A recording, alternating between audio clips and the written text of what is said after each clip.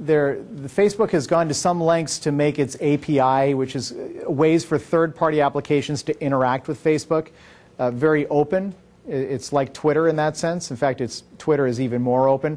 But Facebook has what's called Facebook Connect, which allows other platforms to interact really seamlessly with Facebook. So there's a lot of other, like for example, if you have a Ning is a platform where you can create your own custom social network.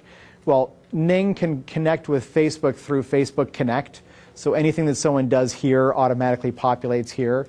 So it's pretty robust. But the cool thing that you can do is you can build applications. And this is an excellent example we're going to talk about in a second here. But there's some pros and there's some cons to Facebook applications. The pros is really that you're engaging people very, very directly. So if you have an application where people can interact directly with the website and do things or vote or participate one way or another, you're getting very strong interaction. You can also learn a lot about your audience because you can feed all that information back out.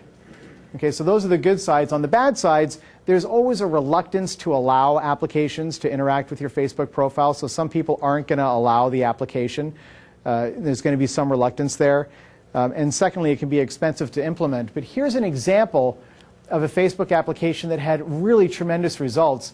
Adobe, which creates graphic design software, Adobe Photoshop, Adobe Illustrator, most of you know those commercials. They had this app, this application where people they saw these crazy photos of things that, who knows what they are. These days, everything can be doctored. You never know if it's real or if it's fake. So they were told to vote whether or not it was real or it was fake. And they could go ahead and do that. And if it was fake, then they immediately told you how they did it and showed them how, the steps in Photoshop that resulted in building that photo. And they had tremendous engagement. There was tons of people who played the game and then engaged, became fans of the page. I think they got 6,000 new fans of the page, product sales, the whole thing. So again, Facebook apps, they're probably going to cost in the range of $5 to $7 grand to build an app, depending on the sophistication level of it. But depending on what you're doing, there's some people here who are working for larger companies. I emailed back and forth with a couple of people who are here that, you're part of a larger company. This might be an option that you can do something like this.